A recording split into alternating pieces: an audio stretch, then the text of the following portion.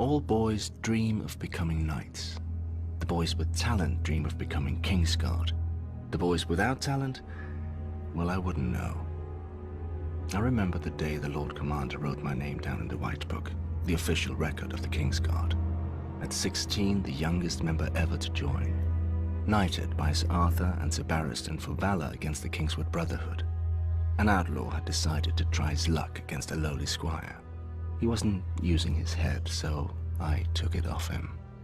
Shortly afterwards, King Ares II, who hadn't yet earned the title of the Mad King, took me into his service. If I have ever been happy, it was that day. For centuries, the Kingsguard had been the glory of the realm. Aegon the Conqueror had established the Order as his personal guardians after uniting Westeros with fire and blood. He knew that some of his subjects wouldn't take to conquest, and his dragons were no use against knives in the dark. No doubt surrounding himself with the greatest knights in Westeros made his rule more palatable and less foreign as well. Everyone in his kingdom soon knew the names and sung the songs of the Kingsguard. I certainly did from my earliest days. Lord Commander Gerald Hightower, the White Bull. Arthur Dane, the Sword of the Morning. Barristan Selmy, the Bold. Prince Lewin Martell.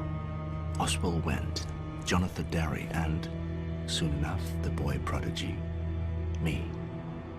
We protected the king and his family. We killed his enemies and led his armies. We gave him counsel when asked and kept his secrets when not. We swore to hold no lands, take no wives, and father no children, like the Night's Watch, except with a real job to do.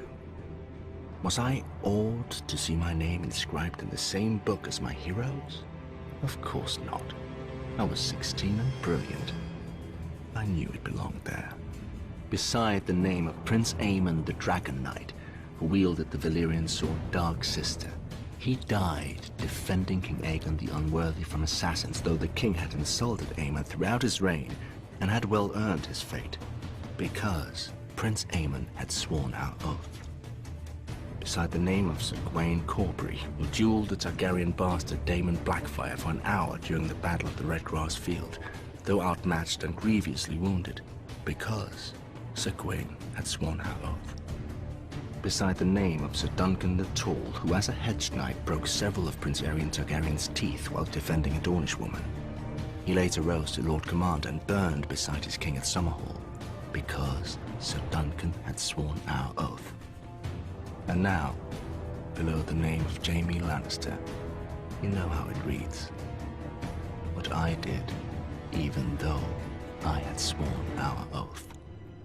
That was years and a hand ago.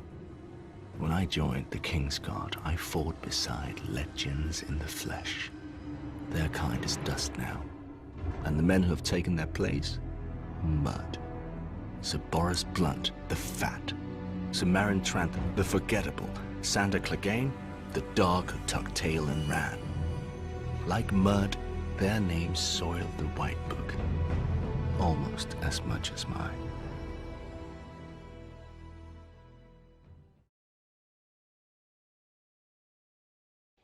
Most boys dream of becoming a Kingsguard.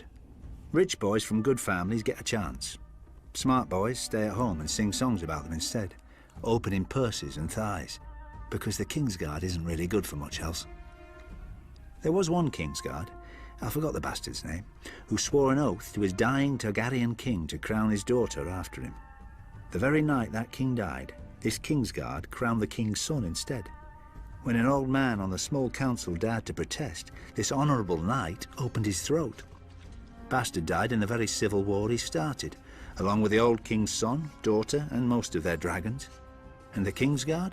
All that duty and honour, and not enough brains to figure out which Targaryen to give it to. Twin brothers even ended up on opposite sides, died with tears on their cheeks as they cut each other down. I suppose I should think that's tragic, but stupid men do stupid things every day, and nobody cries over them. Prince Aemon, the Dragon Knight, may be the most famous Kingsguard who ever lived. How did he die? Defending Aegon the Unworthy from the brothers of a man whom Aegon fed to his dogs. The man's crime?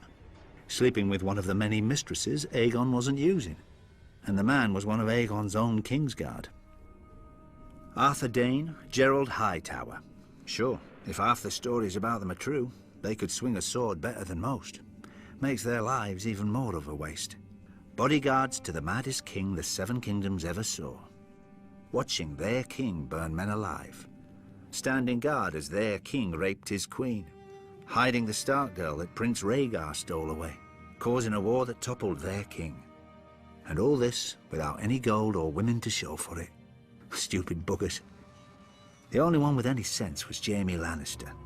When his father stormed the city, he put a sword through the Mad King's back rather than die gloriously at his post.